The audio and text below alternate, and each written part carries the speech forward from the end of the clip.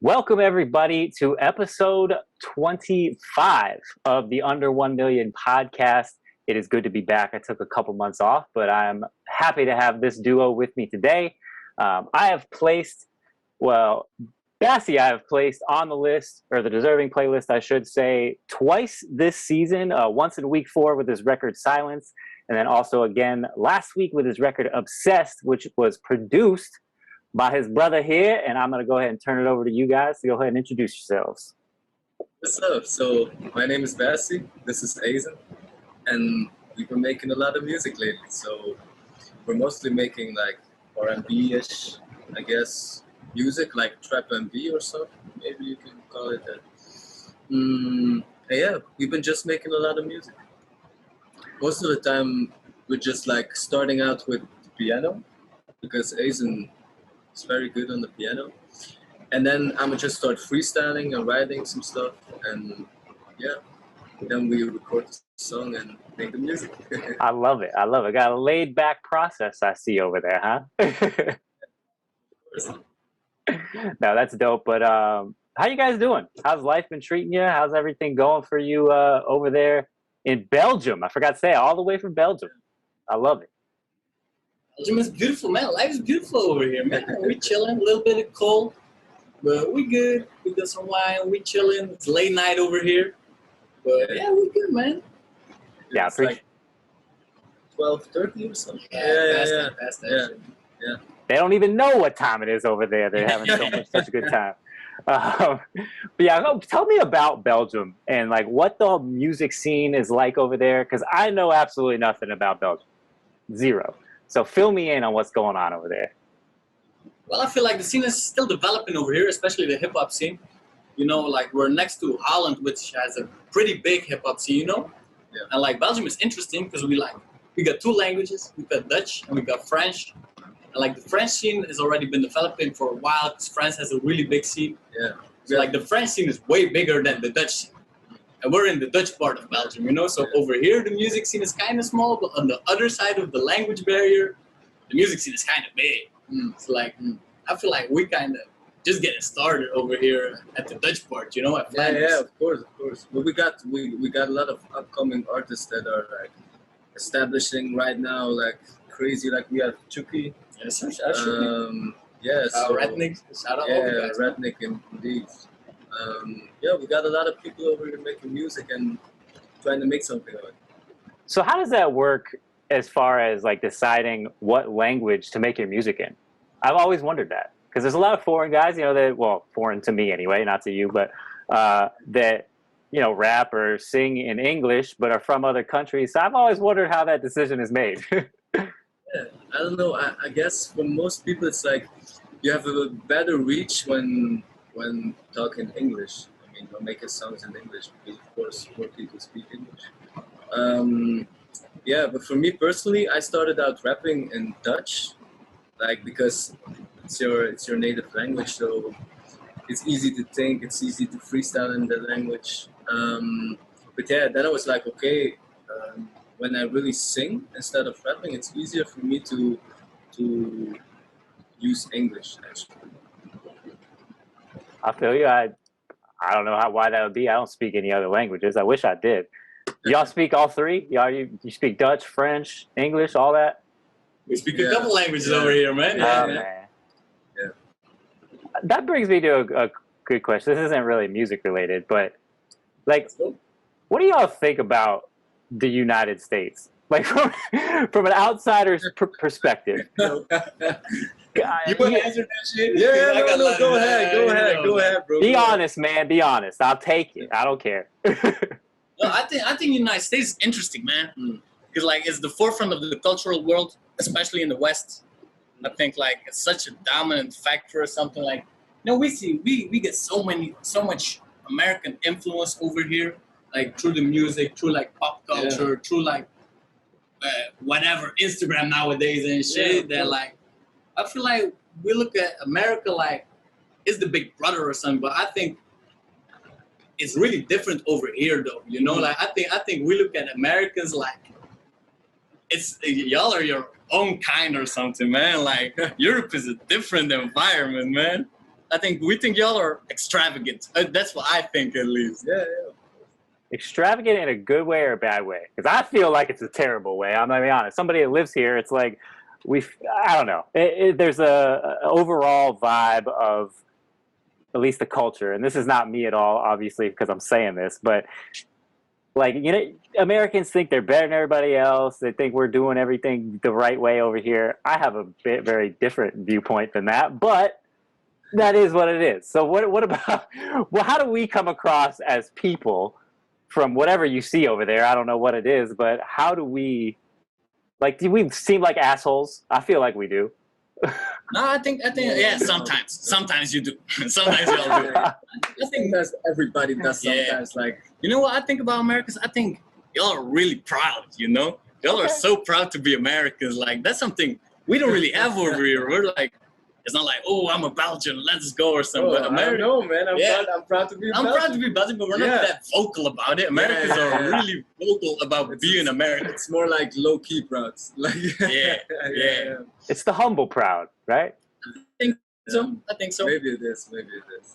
Yeah, because I'll tell you that, I mean, it's just, I feel like we're assholes. I feel like we talk our shit a lot, and it's not really merited. But whatever, it's all good. There's enough about. Kind of merited, you know. Y'all did a lot. You can be proud of that shit. There's some foul things as well, but like a lot of good things as well. So like, how do y'all look at Europeans? I'll take it. I'll take the proud. That's at least a nice way to say it, but we'll go with that. Back into more music stuff, but like as far as mainstream artists go, like who's the influencers over there? Like who's the man?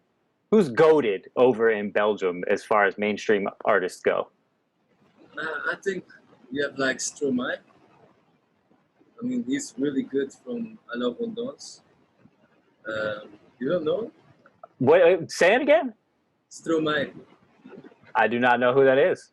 Oh, he's really famous. I think he was like some kind of a pioneer in Belgium. Yeah, his music went really mainstream. Although, actually, if you really listen to it, it's not that mainstream. You know, it has a meaning. So yeah, I think we got a couple, but it's Europe-based mostly.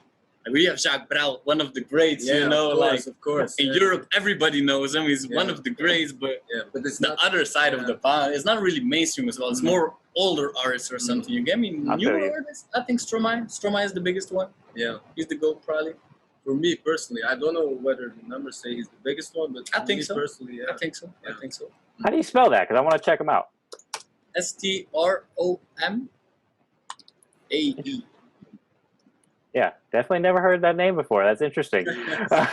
What about producer-wise? Like, do you got any poppin' producers over there, or mainstream producers over here making noise? Yeah, I mean, let's shout out Chucky Beats. Chucky Beats, like we knew him from way back because we were friends as we were teenagers, and like he was always really into YouTube and then producing, and he's really making it right now producing wise. Yeah, so I think he's probably the biggest. He's the biggest. He's the biggest. Chucky's the biggest, man. Yeah, of course. Yeah. He's everywhere right now. He started with the type of beats and like he really found his own lane working with artists. Yeah. And like I was doing crazy. He's doing shows everywhere, doing numbers everywhere. So like, he's a really nice dude, man. So shout out to Chucky, man. And I know you guys got Rednick over there. Is it Resnick or Rednick? Let's go. Rednick. Yeah, Rednick. That's the homie as well, man. That's our homie as well, man. Shout out Dylan, man. Shout out Rednick. Actually, he just dropped with new artist Craig Elliott. Okay. Yes, sir. Crazy. It's crazy. Shout out to these guys. I gotta check that out. So y'all don't listen to a lot of like Drake and all that shit over there, do you? Oh, we do. Yeah. All right. Who doesn't listen to Drake? Drake is the GOAT. See, now, all right, I'm gonna go off on a little on another lane here because I'm not the biggest Drake fan, and I get a lot of flack for that. And it's not that I don't think he makes good music. I like Drake when he raps, and I'm not into his singing type shit, and I think he does it too much. But it's still great music. It's just my style. I'm not saying he's a bad artist or anything like that. That's just my opinion on Drake. I can taste that shit. Let me see. You know what I'm saying? It's like a taste issue. It's like if he sings, then you don't like him, but if he raps, then you Exactly. Yeah, it's all just preference. I'm not gonna talk shit about the guy. I give him all the respect in the world. He's the most successful artist probably in the history. So kudos to Drake. Shout out to Drake, but whatever. Yes, sir. You gotta give the flowers to Drake, man. Exactly. You know, Everything great. Yeah. You know, come on, man. Yeah. I'd be an idiot to say he's not doing his thing. But I want to ask you a question, Azen. Who are some, and then I'm gonna switch it over to you, Bassie. But who are some producers that you look up to, that you kind of maybe model your beat style after, or not, just kind of grab things here and there? That's an interesting question because I don't think I got your regular answers or something. I think I get inspiration from a lot of places. I listen to a lot, or I get inspiration from a lot of like the classical guys. I love Chopin. I love Sofiane Pamar. He's like a modern classical pianist and shit. Mm-hmm. Beat-wise, started out with, you know, the regular ones, Jay Dilla, DJ Premier, Alchemist, all the great old school producers. They got me into beats. But now, I don't know. I don't really be paying attention that much to producers, man, if I'm honest. Like, I'm just kind of doing my own thing and, like, not really caring about much of the other shit. I feel you. You got to do that. If you get focused too much on other guys, you're gonna sound too much like them. And exactly. I don't want that. I want to be me. And you're doing a goddamn good job of it, I must say, because now that you say that, I asked that question for a reason, because your beats or your instrumentals that I've heard so far are super interesting, because now I see that you have that classical style that you mix with the modern day trap and everything like that. And it's a crazy sound, man. Kudos to you for doing what you're doing. Thank you, man. You know, that's only recently. I started out with like grimy West Side Gun beats, man. Okay. Like, I did that shit for like a couple of years. Never did the melodic things, but then I learned how to play piano, and I was like, oh, let me get the melodics going. Like, let's skip the grimy shit. Let's just make some beautiful music or something. How long ago did you learn piano? Start off just playing the keyboard, you know, making beats, doing the simple melodies. All of us producers do, you know, like the simple things. But then I was like, I really want to get good at this or something. I really want to learn how to play. And I just started learning how to play, I guess. I think it's like a couple of years ago, 2-3 years ago, I really started taking it serious or something. And yeah, didn't look back. Hey, it's working. Whatever you did is working. So you don't have to look back. But coming from a guy that quit piano lessons when I was like 13, I admire it for sure. I'm jealous. But hey, I did piano lessons as a kid. I feel like when you're forced to do it, it doesn't work. I just learned it because I liked it. Yeah. So that's why it works. Very true. Very true. I had a similar experience. But now switching it over into the vocalist here, Bassie, I'm going to ask you the same question, but artist-wise. So where do you grasp your inspiration from, or gather some of your style? Yeah, so I think I have one artist in particular. He's called After the Party.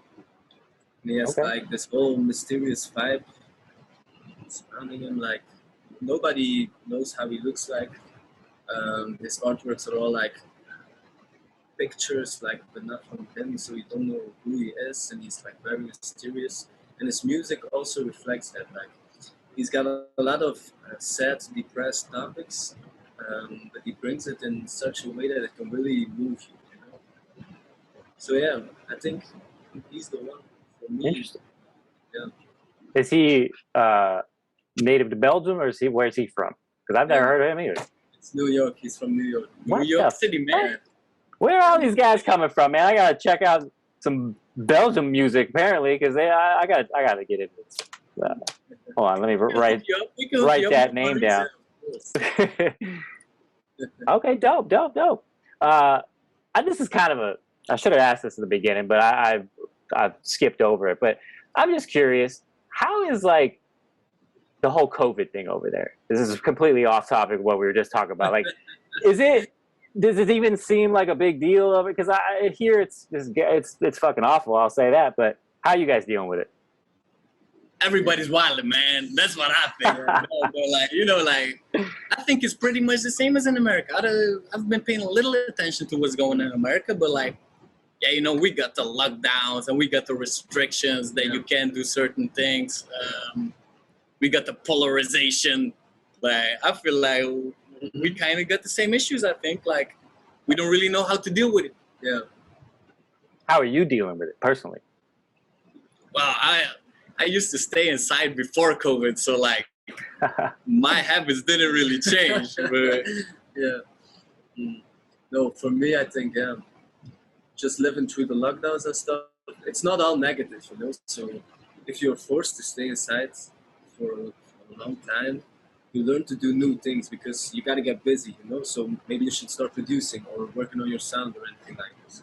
That for me, in a way, it kind of helped me developing my sound, my mixing skills, everything. But yeah, also sitting at home sucks from time to time. I mean, I feel you on that. I feel on that. I was kind of a homebody myself, so it was easier. But the longer it goes on, the harder it gets. Because I'm not gonna lie, man, I've gone through my little mental, not big ones, but little mental breakdowns and things of that nature. we all have. we all have. Rough, man. It's rough. But you guys live together or separately right now? Nah, man, nah. But we just in the studio chilling, you know, like Yeah. we see each other regularly, just make some music, just vibe, talk some shit, you know. We both Yeah. from the same town, so just I don't know, 10 minutes away or something. So. That's good. You got to have that person that you can go to that's like, all right, man, I need to be with have some human interaction here for a second, so I don't lose my mind. I feel you, but that's good to know. But hey, if y'all ever lonely, you can reach out to me and we'll chat it up. That's I always gotta extend the hand. You know what I Nice mean? guy, man. Shout out to you, man. But yeah, man, that's good to hear. But how did y'all get into music in the first place? What brought that on, and what got you here? Damn. You want to start? I know how I started. I think for me, when we were driving to school with my mom when I was a kid, we always used to sing in the car. That for me was like, I don't know, like I really liked it and I really loved it, so I kept on doing it. And then I started like singing for myself and stuff, like singing along with songs when I was younger. And then I started writing some myself, but like only for myself. I didn't show the people, nobody, because I was very insecure about it as well. But then I took the step to like go into a band, and it was like this regular cover band, you know. So yeah, we were just covering some songs, and then at some point in time, I came with my own songs. So I started playing guitar, and I came with my own songs. And two of the band members, they had already another band, and they wanted to keep on doing covers, and I was like, this is not the way for me. And then I quit the band, and then I started really getting into hip hop, because at that time I was only listening to hip hop, like Guru, Premier, like old school stuff, you know, Tribe Called Quest, all that stuff. Classics, Nas, yeah, the classics, Biggie, Tupac, of course. And then like I started rapping and doing my own thing, and then actually at some point in time, I was here in the studio with like 91 double bands, Marcus, like yeah, and then it was okay, let's record this song. Because I wrote some text and he made the beat, and I was like, okay, let's record it. And we recorded, and that's actually the first song that came out on Spotify, which was Jiminy Cricket. Oh yeah. So it's like, yeah, it's very funny, and yeah, I love the name of that record, by the way. I've listened to it, and I was like, well, I gotta listen to this. Anything called Jiminy Cricket, I gotta listen to it. You know. It's like the little conch that's stuck in your ear, like yeah. That's dope. I want to ask you how that band split went. What was their reaction when you said, I'm out of this shit, I'm doing my own thing? Yeah, no, it was like for like the 5th time in a row, I came with my own song at repetition. And then I was like, okay, I'm play it. And they gave their opinion, and I saw that one guy was really into it. He was like, okay, nice. And he picked up his instrument and started doing his shit on my song, and it was fire. But then the other two guys, they were like, you know, like not enthusiastic and stuff like that. But they didn't want to say it to my face. And then I was like, after the repetition, I was like, yeah, I think this is not the way for me. So then I just went on. You don't need that around you anyway. I hate working with somebody in a studio that's not willing to be honest. That's the only way you're gonna make good music. Yeah. you can't be honest about it. You're just going to make whatever and going to be in this little bubble and think you're the greatest artist of all time because everybody loves it. But I feel you. You got to get out of there. If we're making like a song, because we make a lot of songs, we spend a lot of time in the studio, and then like when it's working, and when it's not working, we always tell each other like, yeah, this is not the way. Let's make some. Let's move on. Yeah, let's switch it up. Yeah. Yeah.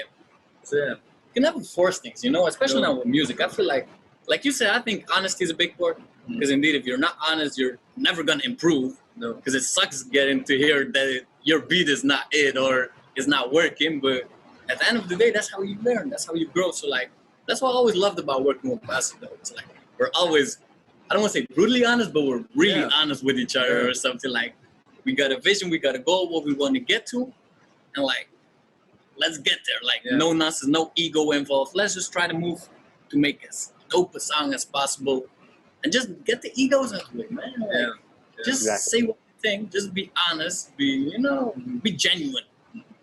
And that's the thing you got to understand as an artist going into it, that it's not even the biggest fans of yours are not going to like every single song you put out. It's just not possible. Like, everybody's got different styles, different tastes. So not everybody's going to like it. Like, you got to be able to hear that sometimes. So I feel you. On That's a hard thing to accept, though. Because you don't want that. You want them to like everything. But it's not possible, like you say, but it's really hard to accept that. Yeah. I'd be lying if I said it wasn't hard to accept. So you're right about that for sure. But what about you? Well, how did you get into music? Well, I never thought I was gonna get into music. I was always really into sports as a kid. Never really was that into music. I listened to some Eminem, the classic white boy shit. Of course.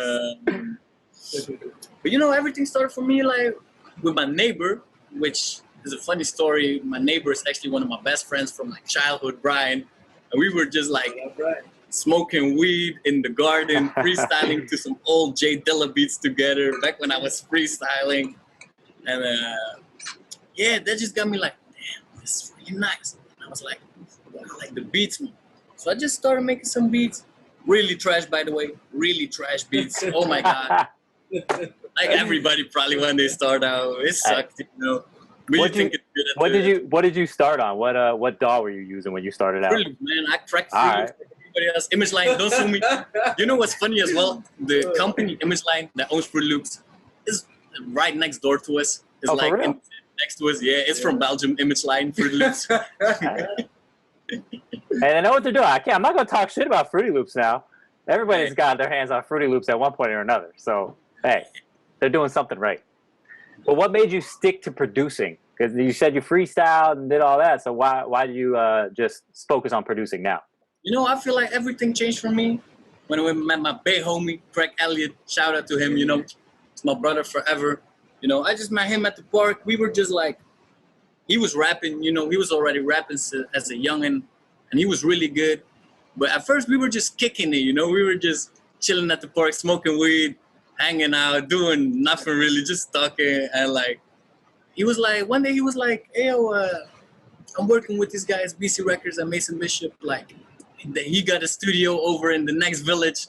You want to come with us? And I'm like, yeah, sure. I don't know. Because back then I was like, man, my beats are trash. Like, why is he asking me to come? Their beats are so good. I'm so bad. But like, I just went and I just looked. And then one day he was like, hey, you want to do something to this beat? You want to work a little bit on it? And I worked a little bit on it. He rapped on it. And yeah, man. Then I just started working with those guys. And like, with time, I feel like confidence grew, skill grew. And like, never really looked back since, man. So like, yeah, I owe basically everything to those guys, man. Otherwise, on my own, I would have never did it. I would have quit way at the beginning, man, because I felt like I was trash, but they were like, nah, you good. You got potential, So like, gotta have somebody to believe in you sometimes. Absolutely. It takes guys like that to create the next generation of music. You know what I mean? If there weren't guys willing to teach it, shit would sound pretty trash out here, I'm sure. Oh, man. But that's dope. That's dope. I can't say that I had a similar experience because I've never had anybody that'll be like, oh, here, let me show you some stuff. But I have always had people around me to help me out with what I'm doing. So I feel you there. And it's a fantastic thing. And I feel bad for anybody that's got to do it all on their own. Yeah. Those guys are superhumans, man. If you do it on your own, I respect it so much. Like, what? You just believe in yourself like that you can do it all on your own? Yeah. Absolutely. Man, What are you guys drinking over there? I'm curious because you got the wine glasses going. I got to ask, what are you drinking? My man's actually a wine specialist. What? Yeah. This is my job, man. I do this for a living, man. The wine thing. We got a sommelier over here? Oh, my God. Hey, we drinking some Italian shit. We drinking some Verdicchio from the March. Yes, See, sir. We drink some Italian with white wine. Really fruity, really fresh, vibrant. You know, with some seafood. But perfect for a podcast and some chillings as well, man. Yeah. Absolutely. I got some questions for you now because I'm not gonna lie. I've looked into even becoming a sommelier myself. I've started my wine collection. I got my wine fridge and my rack going, man. I got some questions for you. First of all, where's the best place to go to just if you're a beginner? You know, I'm starting out. I need to learn some things. Where should I go and what should I look for? Well, you wanna learn about wine or you want to know which wine to buy to drink? Because that's two different things for me. I want to know it all, my man. I need to know everything. Okay. Well, you know, I think you should, like with everything, you should learn the fundamentals of something. So like, what are the fundamentals? Well, there are a couple of factors involved in winemaking. You got geology, you got the grape varieties, you got vintages, what year it's from, you got the producer, who's making the wine, you know, how did they make the wine? So like, I feel like a really great place to start is learn the legendary spots, you know, Bourgogne in France, Bordeaux in France, you know, in Italy, you have Tuscany, it's great. You have in Spain, the Rioja. Those are all some of the legendary great wine regions.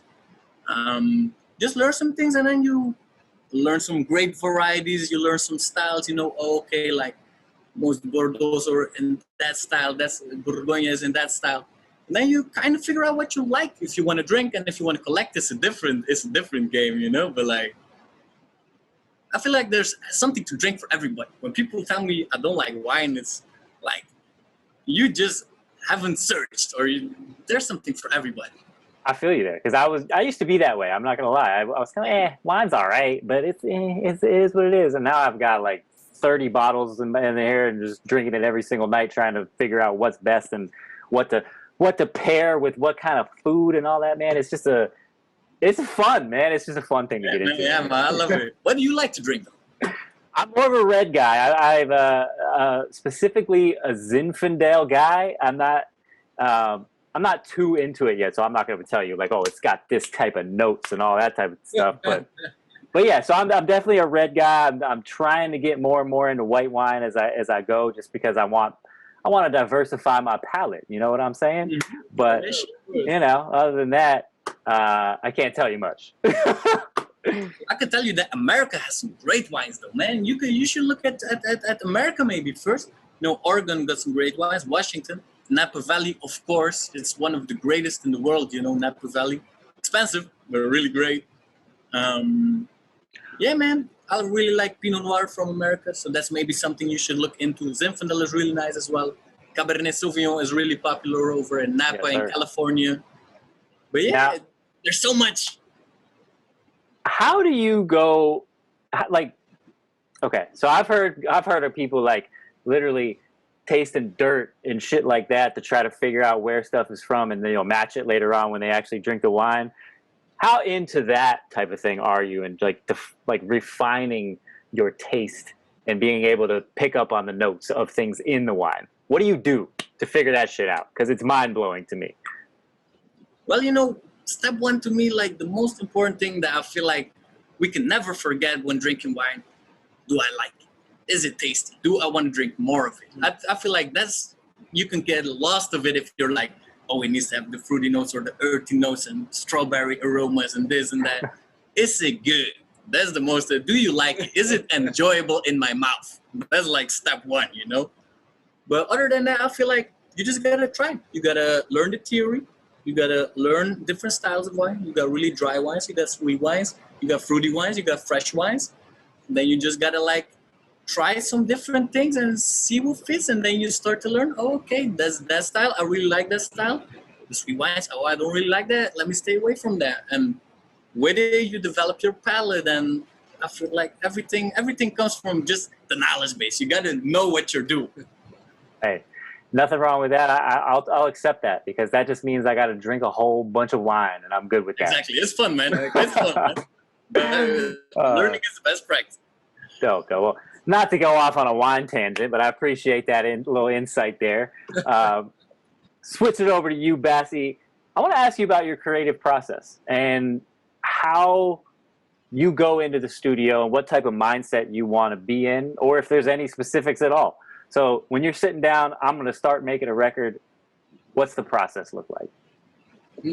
Most of the time when I come in to make a song, it's like I come in, we have some wine or something, smoke some, and then we just catch a mood, and it's like I always try to, or I'm not trying, but it comes naturally, try to reflect my feelings in a song. That's very important for me. And then like most of the time we start out on the piano, just with some instrumentals, and he starts playing some keys, just playing it like not written down or something, just freestyling. And then I begin singing over it like melodies, and then sometimes I catch a word, and then I'm start writing, and then like making some structure. We record the piano, we make a beat out of it, or sometimes we even record on the acoustic, only on the piano. We made acoustic tracks. Yeah.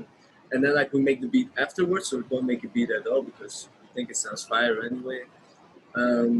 Yeah, that's how we do it, I think. Yeah. I think the key is not thinking, Yeah. I feel like me and you as well. Just go, don't think. Like I'm just playing whatever comes up in me, just expression. He's singing whatever comes up in him, and you need the synergy. You need to catch each other's vibe.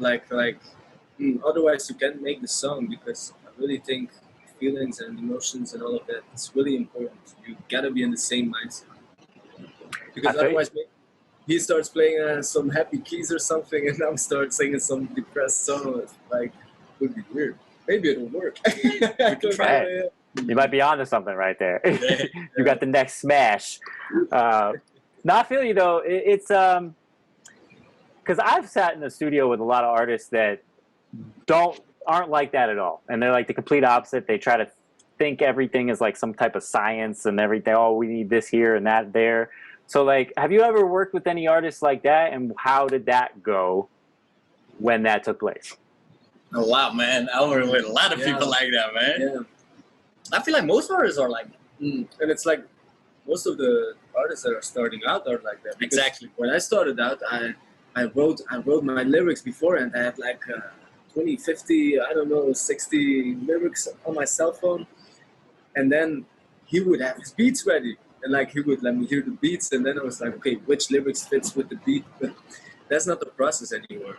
We went through some evolution, I guess, in our craft, that we can like come into the studio and make the song organically. Everything happens in the time span of an hour, 2 hours, maybe. And then like we just go from there. Yeah. So. That's not what about the no, I don't know what to call it that, but like the after process, the release process.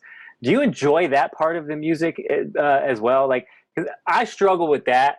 Like, I love sitting down, making music, just sitting there and just in my mind and seeing what I can come up with. But the actual promotion, the mastering, the whatever you want to call it, the distribution, all that stuff is just a hassle. And for guys like us, I'm assuming you do it yourself anyway. Correct? Yeah. Most things. Yeah. We let it get mastered. Azen does the mixing and we let it get mastered. So, because for the mastering, I always feel like you need a really tight studio, and it's like an art in itself. So, which we have also. Yeah. Plus, like I feel like you shouldn't do everything yourself. It's nice, but like I believe in like diversity and speciality. Focus on what you're really good at, and let somebody else focus on what they're really good at. So I want a mastering engineer that's doing it full time, that's really focused on that. Like you said, I love making the music. I just want to spend as much time making the music and as less time worrying about the shit you just said, because fuck all that shit. Yeah. I'm right there with you, bro. That's my thought process exactly on that. But hey, What are you gonna do? It's got to be done, right? Though. Oh, whoa. Shit, I just had a question. I forgot what it was, but I'll come back to it if I remember. But what about y'all? What do you just like to do outside of music, other than drinking wine and tasting wine? Like, what's a day in the life look like for Bassie and Azen? You go first, man. I'll go first. we have jobs, so we gotta go to work every day. I'm doing a PhD at the University of Brussels right now, and he's the wine specialist in the restaurant, like I said before. And then we're like, sometimes I game. I do a lot of gaming. Like, I think it's time consuming, but it's like an addiction, you know. It's really exciting. You know? And then on the other hand, we make a lot of music. That's what we do. Like most of the time, work and music. Yeah, a couple things in the. I like switching it up. You know, I like doing a lot of different things. I don't like doing too much of one thing. I like wine, but I like music. I'm a history nerd, so I'm reading a lot of history shit. I love geopolitics. I love philosophy. I love psychology. So I'm reading a lot of books like that. Also sports. I love sports. I play handball, so you know, like, gotta stay active. You know, of course. I like switching it up, doing a lot of different things. Yeah. Handball.